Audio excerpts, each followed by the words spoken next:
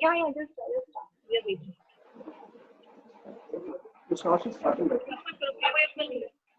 Hey guys, good morning.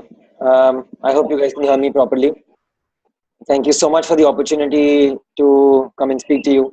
I'll make a slight change in what I'm going to talk about. I'm not going to talk about the secret of success in entrepreneurship. I don't think I've reached there to understand what the secret is.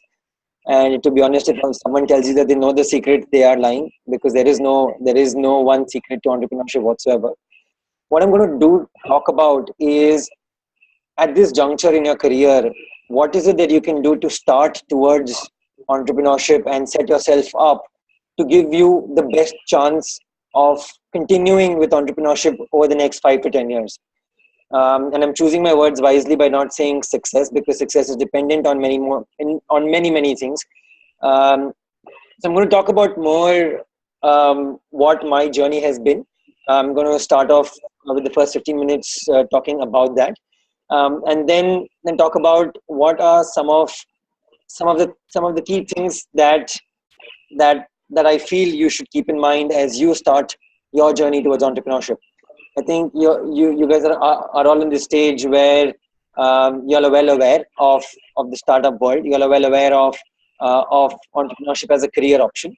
I think the media has done a fantastic job at romanticizing this particular career choice that we've made, and to the extent that Economic Times now has one page only on startups every single day, from one page every Wednesday 2 years ago towards no pages about 4 years ago. I think I think thanks to the environment that we live in, entrepreneurship has become less of a stigma. It has been more accepted, and people everywhere want to sort of look at that as a serious career option, even at the time of graduation. So I'm going to talk about and introduce what I do at my company, what I used to do before I started ShopSense Find, and then also take you through how I feel you should think about starting up. So my role at Find is essentially all things business, and when I say all things business, is pretty much looking at sales, marketing, business development, investor relations, operations, but the major chunk being recruiting. Um, at at a stage where we are about 84 people in the company, where we're 3 years into starting off this business. I think my primary role now focused is towards recruiting and ensuring that we're building the right team to take the company forward in order to execute on the idea or the vision that we have. Um, before before starting Find, I used to be a consultant at Opera Solutions. I would work there for a couple of years, and to be very honest with you, I think it was very useful. Um, I think one very important thing was understanding how big companies work. I think most of us are starting up for the first time in our lives. Most of us have an aim to build a big company. It doesn't hurt in understanding how these big companies work. One very important thing as you come out of college life is the change from studying one day before an exam and trying to cram everything for the exam the next day towards coming up with a good work ethic, having good professional discipline. That I think is sort of highly underrated. It is definitely important because as you do graduate, you will find yourself in a very different expectation environment where you're expected to work every day, unfortunately, and not just a week before the exams. And I think that grounding into that work ethic and that work culture is very important. This is one of the reasons why we also look at people having had some amount of experience before they join a startup. Um, you also learn why there are so many processes. You might feel that there are processes for the sake of processes, but processes help in building a scalable organization. Yes, you don't have to do everything that the big company does, but ensure and but sort of keep in mind why those things are there. One of the most important things is actually managing people and their expectations. As I mentioned, that recruiting was the bulk of my time today. The other bulk of my time is actually managing teams. And if you know how well you can manage people and their expectations, I think a founder's job is sort of 50% easier right there. Another underrated thing is actually learning Excel and PowerPoint skills. no matter how crass it sounds, or no matter how simple it sounds, these are very important skills going forward. I think whether it is making a presentation to investors, or whether it is creating a plan, or whether it is um, figuring out something which you know your team has to execute on, these skills sort of become very important. So don't underestimate Microsoft Excel and Microsoft PowerPoint. Before Opera, I was a student at IIT Bombay, and I think as every student in one of the most premier institutes in the country, including you, you need to look at this as a launchpad. I think student life was an era where we think that we can do anything, and to be honest with you, that is not wrong. I think it is a thought process that you need to have. There are three characters that we feel that as students we should possess. One is the enthu to do multiple things, be curious to know what all is going on around you, take part in stuff, be a part of student activities, be jugadu.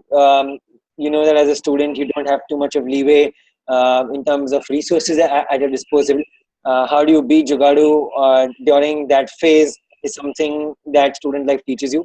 And being a fighter, you have so many things to do, whether it is friends or academics or student activities or taking part in other things, or even just stuff going on in the hostel or at home. I think being a fighter is something which sort of student life teaches you very, very well. Today, 5 years after graduating, when I see where my batchmates are, I think it helps in the fact that we sort of put in an effort in the hostel or even outside of hostel to get to know people. You never know who the person sitting next to you might end up 5 years later. You might not realize that that person might be helpful to you. So I think look at this group of people, not just your own batch but seniors and juniors, as a great group whom you can tap onto anytime in life. And I think this has been supremely helpful for us, where it's been very easy to sort of look up someone on LinkedIn or Facebook and say, "Hi, I need your help. I know you're now working in this company. I need you to sort of put me in touch with the CEO of the company, or I need you to sort of put in a good word for me." This sort of helps a lot, and as students, build those relationships with different people around you who can potentially help you in your careers or in your startup going ahead. As as part of my student activities back at IIT, I was the head of the entrepreneurship cell. You don't need to be part of these things to sort of start up. Bhavish Agrawal of Ola Cabs wasn't part of any student activities, so I don't think being a part of the student activity helps you or guarantees success, but it just makes you more aware of things to come. I think even before you are grappling with those issues, you sort of look at people who are grappling with issues at a smaller scale, and that makes you more aware, and that sort of makes you more equipped to sort of preempt what problems or challenges might come. So while being part of student activities isn't really a guarantee of success, being a part of it helps you understand things at a much early age. And the opportunity cost of doing something at your age or while being a student is supremely low. So go out there, make mistakes, take it as a testing ground to do anything and everything. I had a startup back in college which I sort of sold out of, but it was a great experience. I didn't think that I would go on to build my career in that startup, but it was worth those 1.5 years that I put in to sort of do that. So student life, take it very well. I think I'm not sure what year are you out of in college, how much more time you have to graduate, but look at whatever years you have left with you as a testing ground to do something later. When I graduated back in 2010, I was at crossroads. The whole startup mania hadn't really hit. We did have a few seniors who had started off their own companies. Um, I was part of the entrepreneurship cell, so I always knew that I wanted to start up. But 2012 was the year in which startup mania really hit campuses across India. So back in 2010, I found myself at a crossroad, right? I found myself whether I should be taking up a job in New York or whether I should be starting up. Unfortunately or fortunately, I took up that job, but it was very difficult for me to sort of know what should I do. And I think a lot of you guys will also come across this particular crossroads when you do graduate. You would have a job in hand. You would think of sort of applying for an MBA, give the CAT, or something else, or you would say, I can do anything. Startups is so sexy these days. Why not start up? Um, I actually ended up talking to someone who gave me a very, very important piece of advice, and that is to sort of look at the next 40, 50 years of your career as two phases. There is an invest phase and there's a harvest phase. In the invest phase, which would be anywhere between the ages of 21 to about 35, do anything and everything which you feel is going to add to your to your personality and to sort of taking it uh, to the next level from a career perspective. People think that, oh, what if I spend 2 years trying to start something but it doesn't really work out? Will that impact my resume? Will it look bad on my CV? On a career which is potentially going to be about 40, 45 years, 2 years is not that big a deal. Even if nothing happens in those 2 years, I'm sure you go back being much more experienced, and at the end of the day, it's just 2 years out of 45 years. So definitely not a big deal to sort of make that decision. And if your mindset of making a decision is that you are in the invest phase of your career, harvesting at 35, post 35 becomes very, very easy. So don't look at it as a way to sort of pick one thing better than the other in terms of what you're going to get back, but but sort of pick a role, or pick a career path where over the next 4 5 years you're going to learn the most, and sort of then be in a position to make the most out of that learning. And when you do decide to sort of start up, or whether it is 1 year down the line, or 2 years down the line, or at the outset of graduating, there are two things that I sort of want to ingrain with everyone who's sort of thinking of that, is focus and resilience. And that's what the next part of my talk is going to be. Um, it's Entrepreneurship is actually a story of focus and resilience. It is what entrepreneurship really is and what it really should be. Um, Anything else is sort of just the fanfare or the frills around this. um, I cannot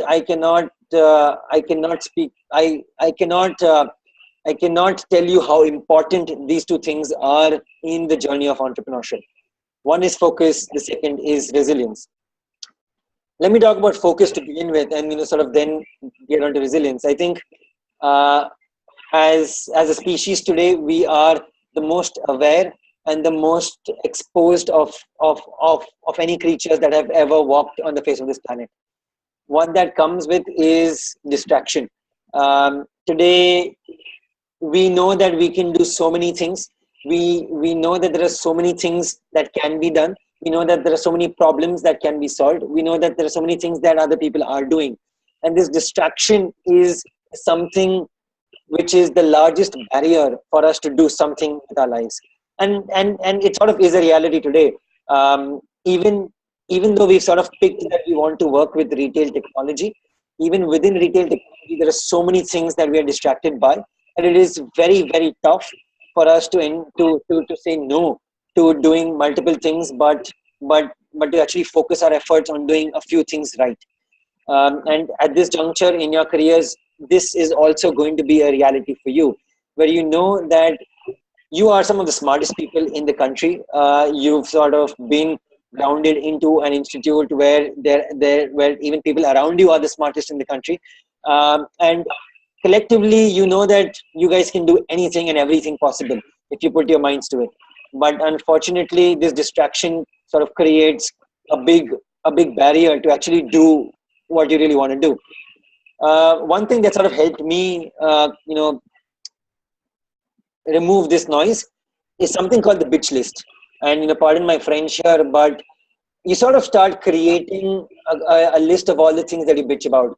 I know that in your everyday lives, there would be so many things that you would say, why is this way? Why Why isn't this better? Why is traffic so much? Why are there so many potholes? Why can't I just, swipe to unlock, or things like that? And there are so many things that you will complain about in your life. Start writing them down. This becomes the single best way for you to figure out what idea you should be working on. And once you start creating this list, you'll understand that the plethora of problems that are available to solve are absolutely infinite. You can there are so many things that you can do, that this list will actually help you understand and write down what are those things. And over time, as you start discussing different things on this list with different people, you'll start figuring out that this is a problem for the government to solve, not for me to solve. This is a problem which is too solve, which is actually too small for me to solve, not really worth my time.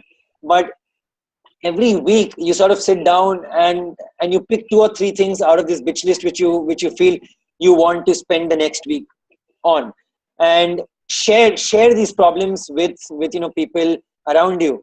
If you're going to be afraid that someone's going to steal it, I think you're being very, very petty.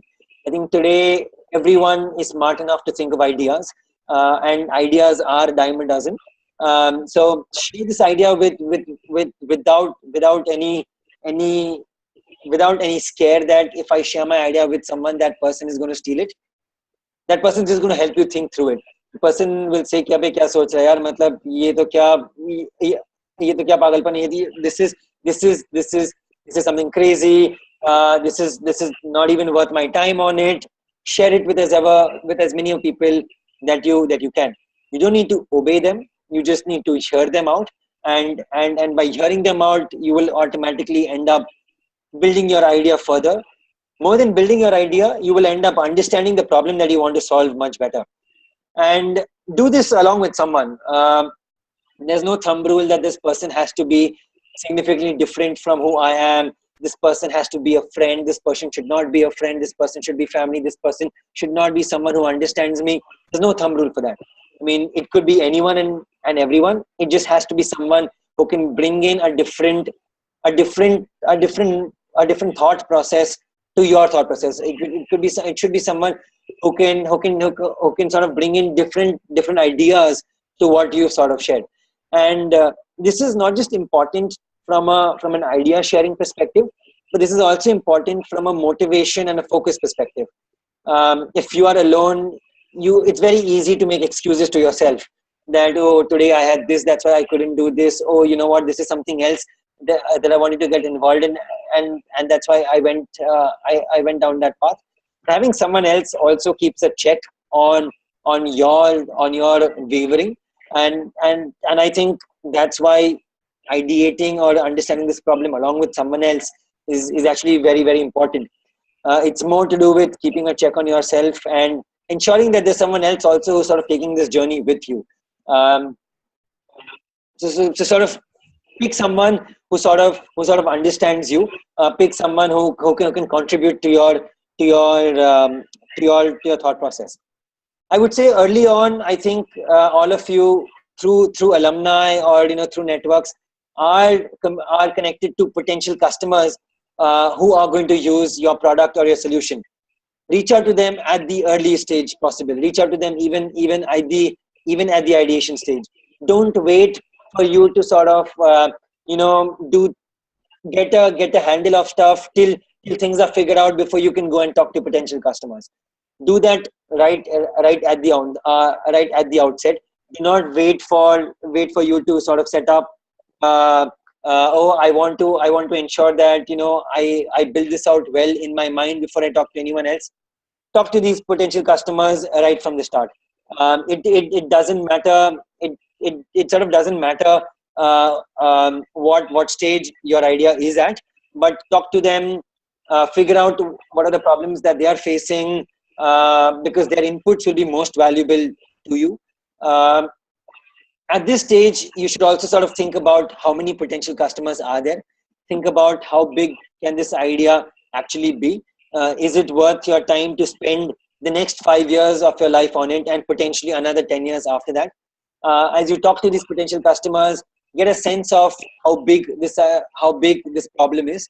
Get a sense of how big this market opportunity is, and use that as one of the metrics to filter out these 4 5 ideas that you are working on at this point of time on your bitch list. As you sit about selecting top 2 or 3 ideas every week, think about whether these ideas are sort of big enough for you to sort of spend the next 5 years with. Every startup is sort of a 5 year plan.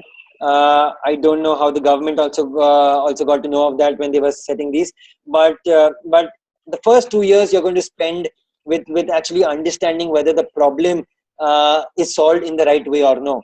The first 2 years you will sort of go deep dive into what are the nuances of this problem. Have I understood the problem enough so that I can build on the idea better? And then the next 3 years would be actually building it, getting customers, ensuring that there are enough people out there whom you've sort of reached out to, who can buy your product or service. It's a 5 year plan. So if you're getting into something, ensure that you are willing to put the next 5 years of your life into that. There is no overnight success. There is no. I mean, Facebook also took about 10 years to sort of build. Um, ensure that you are in it at least for the next 5 years, and if it goes well, then at least for the next 10 years after that. And another reason for you to actually ensure that this idea is big enough for you to sort of spend time with is because as someone as smart as you, I'm sure you can do anything and everything. I'm sure that there are multiple opportunities in front of you, but to actually pick what you should be working towards is actually very very important. And I'm not sure how many of you read about what Rahul Yadav wrote in his letter to his investors on how they are people who are actually very dumb, and he doesn't think he can waste time on them. He wasn't wrong, to be very honest with you. I think you have only 9 lakh hours in your life to work. So ensure that what you are working on is worth those 9 lakh hours that you're going to spend in for the next 40 50 years of your life. Um, and in order to ensure whether it is worth it, it's very important for you to know whether this problem is big enough. It's very important for you to sort of get involved with these potential customers very early and sort of build your idea along with them. Sort of do a rapid prototyping of your ideas while you're working with these customers.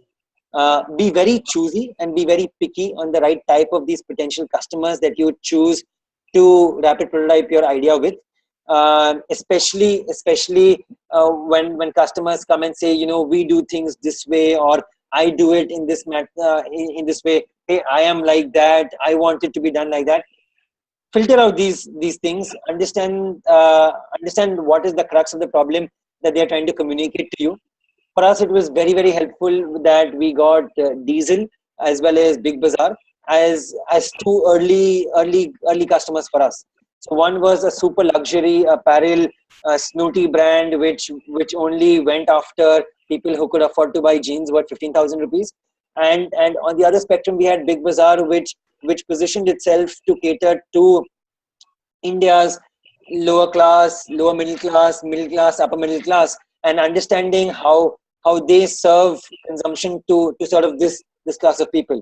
So we're very lucky to have these two very different customers early on, which helped us fine tune the product to sort of be a foundation for customers in between any of these guys to sort of come in and work with us. But we did have to face such challenges where Diesel came and said that my customers are like that, Future Group came and said that my customers are like that. So it was very important for you to sort of choose the right potential customers that you're prototyping these potential solutions with. And it is till this stage that you shouldn't be thinking about funding. I think today when you open up, you sort of open up the newspaper or online, look at Facebook. So many people around you who are sort of getting $2 million, $5 million, 250K, 300K. It's become almost fashionable to raise funding. But I would say till you reach this stage, do not think about raising capital. Sorry for the typo out there, but do not think about raising capital till you have reached this stage. Whether it is a B2C company, whether it is a B2B company, whether it's a product, whether it's a service, whether it's a solution, doesn't matter. whether it takes you 2 months to reach to sort of reach the stage, whether it takes you 1 year to reach the stage, whether it takes you 6 months to reach the stage. Do not think about raising capital before this. It is only after the stage will you understand the problem that you're looking to solve. Will you be able to articulate this problem to potential investors? Will you also be able to know who is the team that is going to end up helping you solve this particular problem? Uh, this time in sort of discovering what is the problem that you want to solve, this time spent with potential customers will help you understand what are the capability gaps that you have, whether at the founding team level, or whether it is in terms of building up the team to sort of solve that problem. It is during this phase that you will realize that, hey, I don't have a good designer on board, or hey, I don't have a good tech guy on board, hey, I don't have a good marketing person on board. It is during this phase you will actually understand what are the capability gaps that are there in your team, and what you need to sort of recruit for, what you need to build for. And it's no brainer that you need to get people on board. You need to get people who can help fill those capability gaps. Unfortunately, recruiting isn't a formula. I don't think even a McKinsey or a Goldman or an Apple or a Google have got this formula right. Everyone ends up picking the way that they hire, and then ensuring that sort of works for them. What I want to sort of also figure out is that when you do recruit, recruit them fast, but also let go very, very fast. Ensure that you are firing people, ensuring very, very early on, because that debt to a company becomes very, very very, very important. Getting someone wrong on board is highly detrimental to your culture as well. And recruiting is just such an important role that as a founder, I spend about 50% of my time every day taking interviews and managing new people who have sort of joined us. And as a founder, there are three things that you really, really have to do. Yeah, right, is recruiting and HR, investor relations, and sort of evangelism. As a founder, post post your 6 month, these are the three things which are going to be supremely important for you to actually do in the company. uh, the reason why you actually have to do this is you've got to ensure that you have a team which can execute very well. You have a team which is best suited towards building your vision, because as I mentioned, ideas are dime a dozen, execution is the key. So ensure that as a founder you build a damn good team to execute on your particular vision. As you build this team, as you sort of go on this journey, there are going to be many ups and downs, right? There are going to be more downs than ups. I think that's where now I'm going to sort of shift towards the whole resilience part of this talk, where you are going to have more ups and downs. You are going to have to figure out an office in a horse rani versus a cyber city. You are going to go through stages where you're going to know, where you or all your team members are not going to get any salary versus 100% bonus. You are going to figure out, are there any friends where I can crash at, as opposed to taking up some hotel room somewhere. It is tough. It is very, very tough. Um, it is not all hunky dory as the media would like you to believe. It is even someone like a Tiny Owl has, after 2 years of starting up, after raising $30 million in capital, has had to fire 400 people, shut down operations into cities, and sort of roll back with people not getting salaries. It is very tough. And if you as a founder and if you can build a good founding team which can stick with you throughout these times, it's going to be very, very important. I mean, I can tell you that we've run out of money twice before. We've sort of come onto bankruptcy twice. We've sort of reached out to seniors to give us a loan so that we could make payroll for the end of the month. But it is very, very important that even throughout these times, you as a founder and the founding team are supremely resilient towards whatever comes your way. I think a lot of people ask me, what is the single most important character that a founder should have? Is it ideation? Is it team building? Is it execution? Is it ability to raise money? I think it sort of boils down to being resilient. I think resilience is the single most important character that a founder should have. Um, Having said that, yes, it is tough. it is very, very difficult to sort of build a company. It is sort of difficult to build a team, to get people to sort of believe in your vision. But you're never going to regret it. I don't think if you have the courage or attitude to sort of do something on your own, you will ever regret starting up in your life, right? For me, starting up has been the best decision of my life ever. I think even though consulting was very, very good, was very, very comfortable. I think 100 times out of 100, I think starting a company will always be a decision that I will take. And I think for you as well, I can assure you that it is going to be the best decision of your life ever. As long as you remain focused towards what you want to do, as long as you're resilient during that time that you're spending in building what you want to do, a startup is always going to be the best decision of your life ever.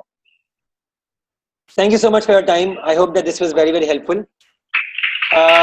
More than happy to take any question and answers at this point of time. Yes. Any one of you can come here and ask the question directly to Mr. Harsh. Quickly come towards the dais and put across the question. Yes. Please come forward and ask the question. Come from this side.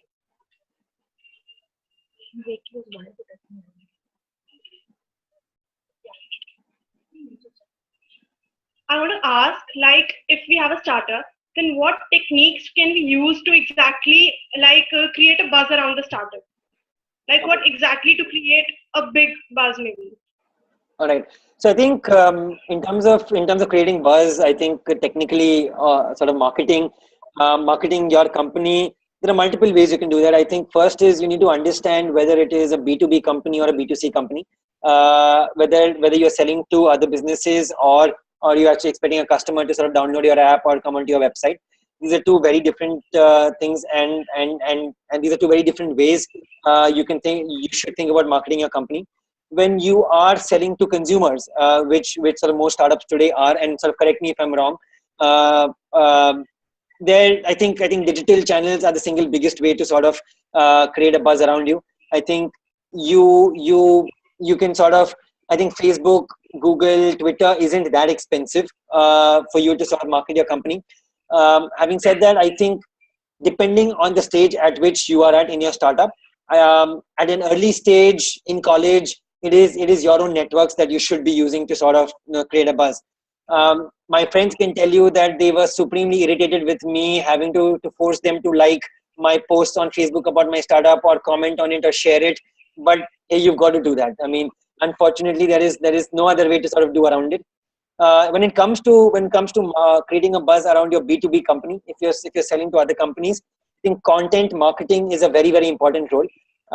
When you're selling to other businesses, it's very important for you to show them that you understand what you're doing. So building some amount of thought leadership, writing blogs or writing articles to sort of tell people about your product, about the problem you're solving, really helps. And I think for that, LinkedIn is a good way to sort of create a buzz for your company. So if it's B2B, it is definitely LinkedIn and blogs and content marketing. If it's B2C, get your friends to like your post on Facebook. That is probably the best way for you to sort of start creating a buzz for your startup. Thank you. Yes. We can have more questions from your side. Please come forward. Yes, please come here.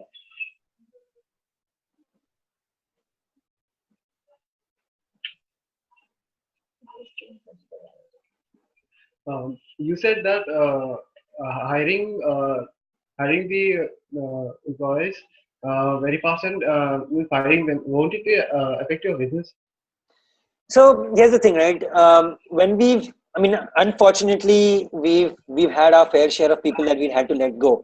And to be very honest with you, when you join a startup, it's very difficult for us to create training programs for people who are sort of joining in. And when you think of hiring someone, you sort of reach that stage only when you've sort of gone through the whole crunch of having less people. Unlike a Goldman or a McKinsey, I cannot come 6 months before graduation to sort of create a recruitment plan and then know that I am going to require these people 6 months down the line. When someone's expected to join a startup, I expect that person to sort of join the startup and run with it right from the word go. Yes, it does affect the business. Yes, it does affect the morale of people who are coming in. But as long as you're very clear on the reasons why someone hasn't really worked out with your team, it's okay. It's one of those things that you have to do. As I said, that there is no formula for recruiting, right? I think everyone around the world is sort of trying out different ways to ensure that people are there. But if you have to let go of someone early on, as opposed to waiting for it to sort of snowball. So what do you see in a person while recruiting? Oh, this is actually a very interesting thing. So we look at actually 5 things. So these characteristics are sort of born based on the IIT lingo that we use. But one is the fact that the person should be very enthu. The person should be curious to sort of learn new things. He should be curious to actually take part in multiple things. That person should be jugadu. He should have the ability to sort of get things done. The person should be fighter. He should be supremely hardworking. The person should be kraku. He should be able to break down problems and be able to sort of solve them very, very quickly. And he should be a stud. So he should be someone that can sort of carry oneself very, very well and sort of understand what needs to be done. So there are these sort of 5 factors that we use to sort of evaluate someone. Thank you. Yes. Can we have more questions from your side? Yeah. Anyone? Okay, hi. This question is from me. I want to ask, under the present government, Modi government regime, Modi is so much on entrepreneurship and he has started the drive of Make in India and Digital India. So how do you see entrepreneurship forthcoming in the future, especially for sectors where we can see it being flourishing quite in a big way? So I think under the whole Digital India revolution, one thing that has been very, very easy is for us to actually set up our companies very, very quickly. So I think early on you had to go through multiple different levels of the government to get approvals to sort of set your company, labor laws, shop and establishment acts and things like that. I think what Digital India has helped us do is make all of these things online. So it has been very, very, very, very easy for us to actually set up a company, whether it is a software company or a digital company. It's been very, very easy. Under the whole Make in India, there are so many grants available. I have a lot of friends who started their own solar manufacturing companies, and the one good thing is that there are so many grants available by the government towards students who want to start up, towards people who want to start up, even in the manufacturing sector. That access to capital is less of an issue these days than it ever used to be. So I think both with Make in India as well as Digital India, I think one is access to capital, and the second is ensuring that things are very smooth. The processes of sort of setting up things are very smooth. I think these 2 things are actually 2 very good steps that the Modi government has taken. Thank you. Yes. There's one more question, then we will wrap up the round. No worries, yeah. Mike, sir. So you just said that we had this startup phase where we have a lot of startups coming up. And when you see this many companies coming up, shouldn't people feel curious that, okay, is it going to be too competitive sometime that it will be too risky for us to get in, because 3-4 years down the line, would it be saturated? So if you are looking to start up something in a big idea where it's a big market, there will always be a lot of competition. And I don't think competition is something that you should be worried about. I mean, you should keep your eye out on that. But if you're saying that because there's so much competition and I'm not doing it, then I don't think you should be doing that. However, having said that, if you're coming with a startup with just something exactly as what someone else does it, and you do not have a way of doing it better, then yes, you should not be doing that. But if you always have a better way of doing something, no matter how many startups are there in the market, you should still give it a shot. Like I said, 3 years later, if it doesn't work out, what's the harm in it? You've got 45 years of your career in front of you. In those 3 years, you would have learned way more than any other analyst program at a consulting company or a bank whatsoever. And I think if you take those 3 years as a way to sort of learn the ropes of building a business, it will not be for waste. Thank you.